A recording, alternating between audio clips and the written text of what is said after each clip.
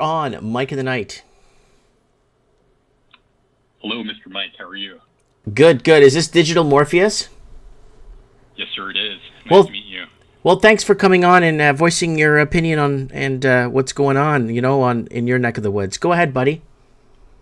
Yeah, you're very welcome. I'm a long-time listener, big fan of yours. Yeah, I appreciate the call.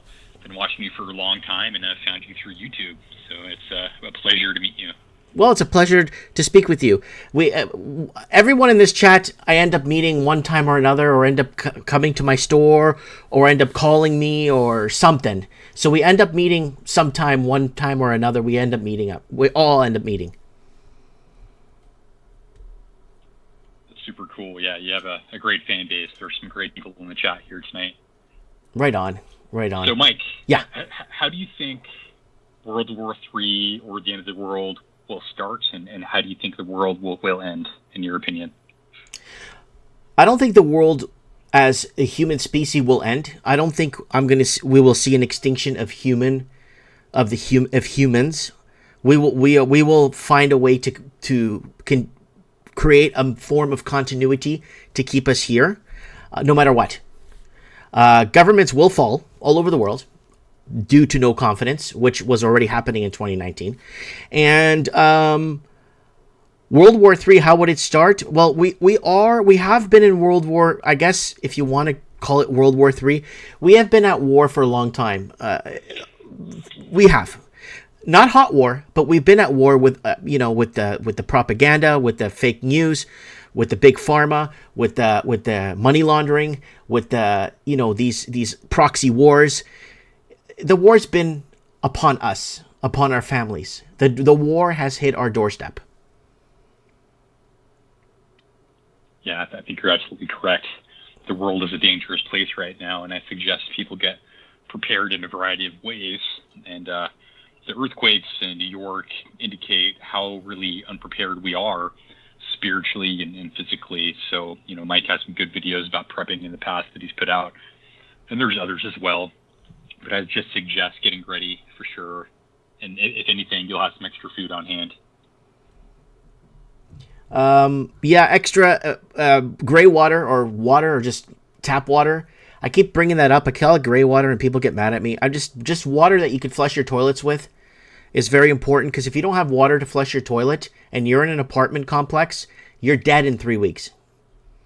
So, like, a lot of things you need to start to prepare, like having basic preparedness, right? So, war, you brought it up. What do you think is going to happen?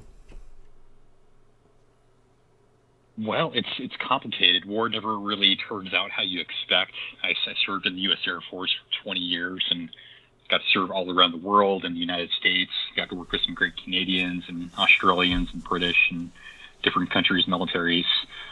But Russia is precarious.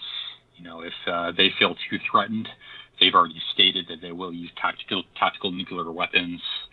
They could hack our critical infrastructure. China has already postured themselves to do that in the United States and Canada, because we share a lot of the same networks across the lakes and all that. And they've kind of set themselves up for pre-war. If they do need to activate what they've already done, then it'll hamper our critical infrastructure like water and electricity. And people really need to skip 9 meals to feel how bad it can possibly get. When people skip 9 meals for whatever reason, or their children get really sick because they're in an apartment building and don't have gray water like Mike suggested, then they will do anything to correct that, anything at all. And that's what I'm worried about. So, you brought something up in the comments earlier about, was that you, about that whole Iran and Saudi Arabia and that whole conflict that's taken place? You brought it up, and then I brought up the article. Was that you in the comments? Yes, sir, it was. Okay. Now, I replied to that, and I replied to that comment, and I'll reply to it again. This little scrimmage in the Middle East is to get oil to $150 to $300 a barrel. That's all it's for, right? They don't want it to go too hot in the Middle East, but they want it enough to disrupt our oil production, right? And that's what I believe they want to do, is to get oil to $200-300 a barrel. That's just me. And I don't know how far they'll take it. And the question I think we need to ask is, how far are they allowed to take it? That's a question we're not asking. How far are they allowed to take this? That's a great point. We don't know what their overlords have granted them to do, how far they can take it. But that's a interesting point. OPEC is threatened by U.S. and Canadian oil production, and they will do anything to get the oil to exceed their target range to ensure the security of their countries. That's what they rely upon. So that's a great point, Mike. So,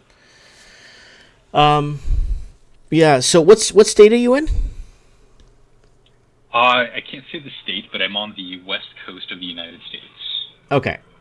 So you're on the west coast. Okay. Yeah, I've been talking about Amerifornia Wagons East. Been talking about that for many years now, and if you're in Oregon or Washington, or if you're in California, you've been invaded by foreign investors who have parked money in your state and have basically created these artificial shortages. Have you seen that in your state, or was I making this up? No, that's absolutely correct.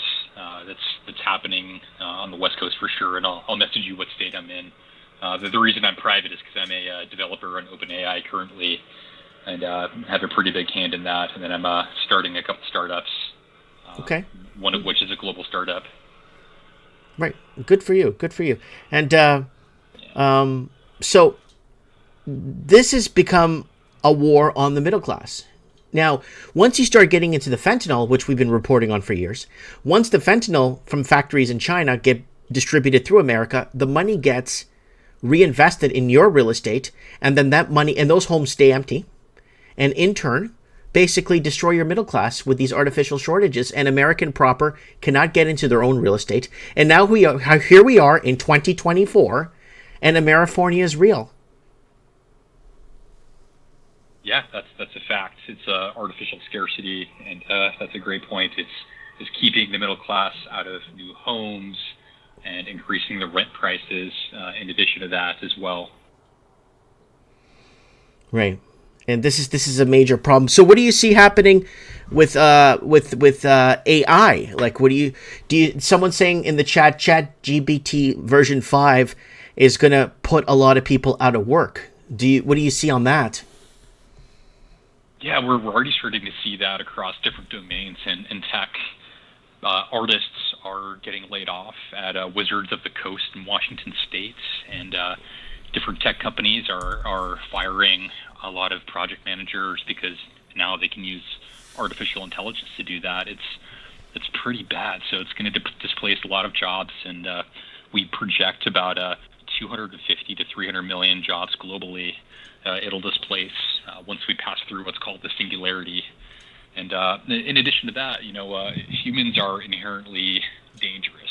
We're alpha predators, and each country is going to build and maintain their own flavor of artificial intelligence for data collection and for warfare.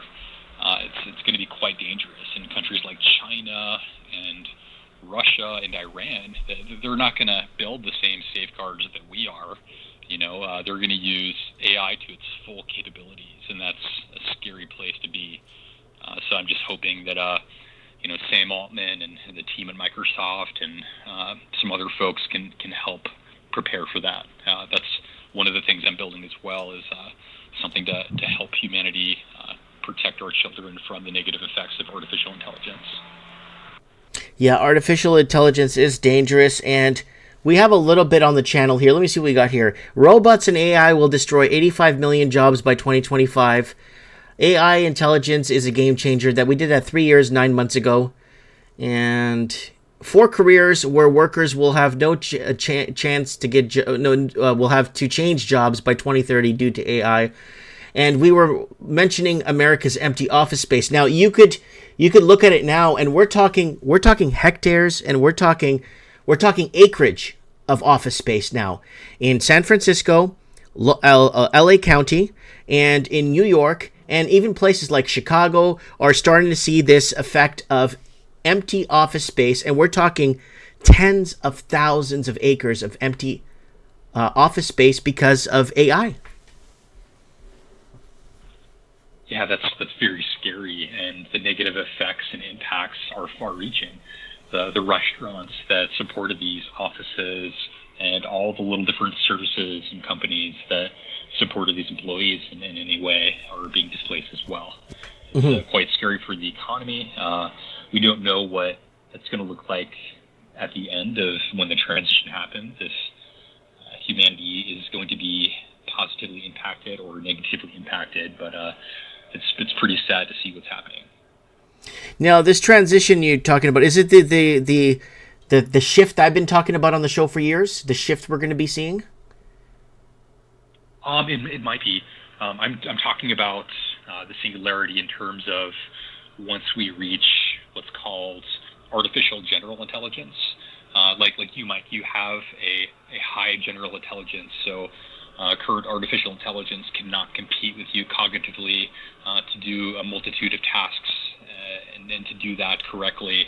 But what we're going to get to soon is AGI, artificial general intelligence, where an AI can think better and perform better than we can in certain domains. And I've already built a few things that kind of demonstrate that. Wow. Now, let me ask you. So basically, technology is leaving man behind, is what you're telling me.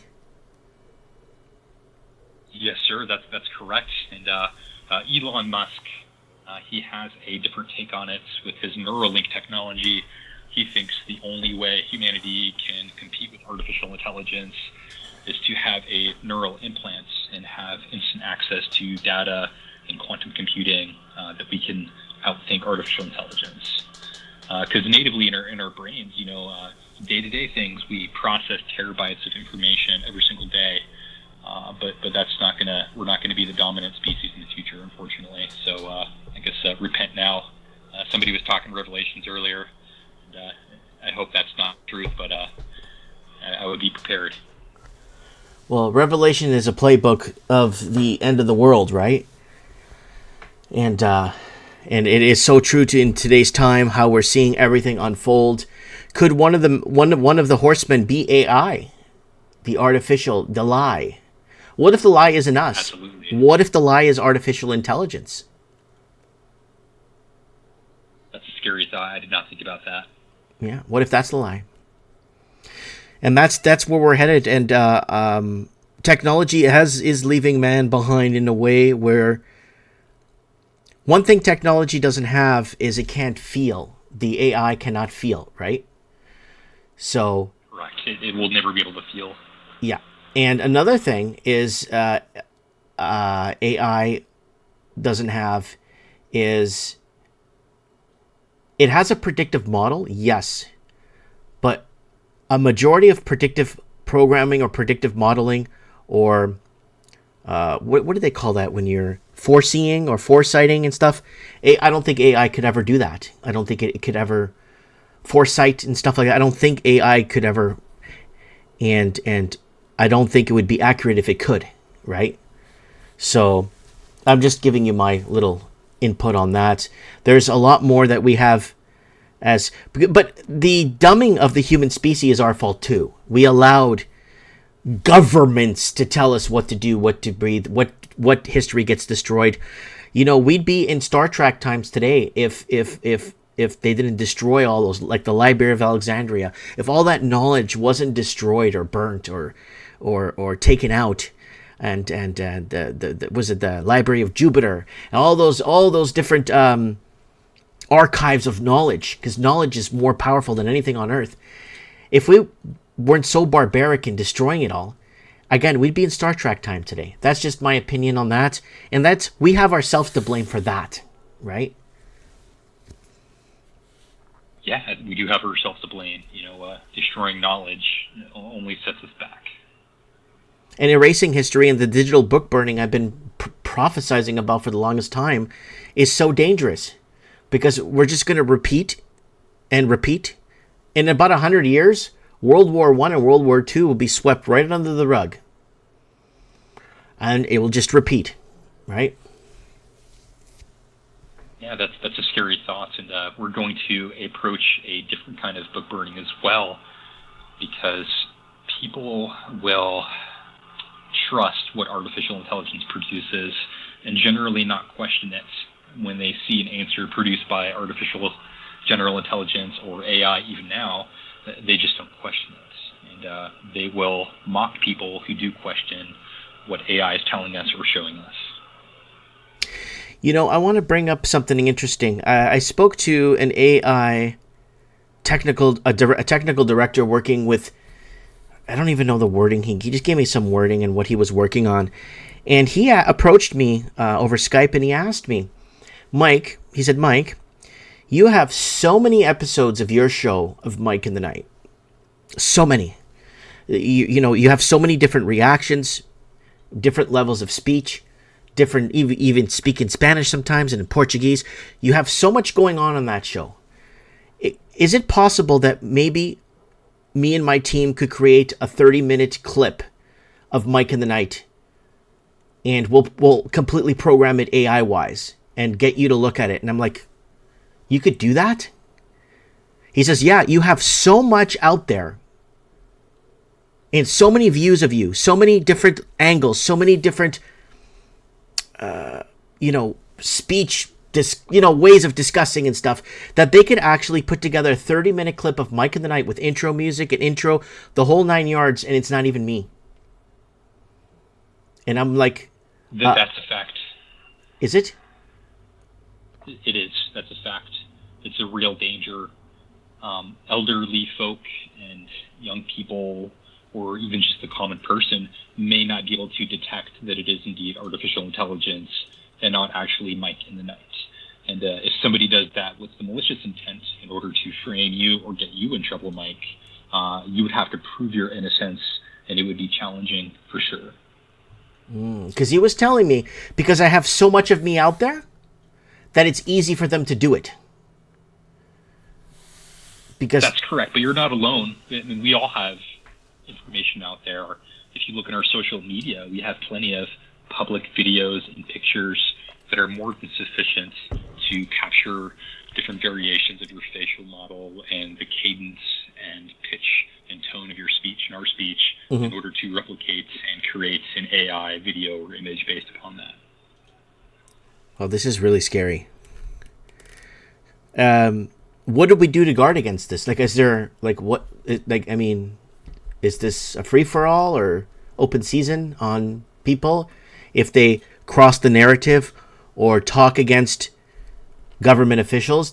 I'm going to throw a prediction out there.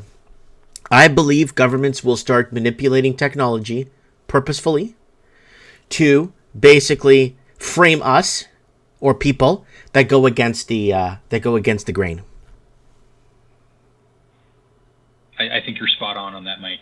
And you asked what we can do about it.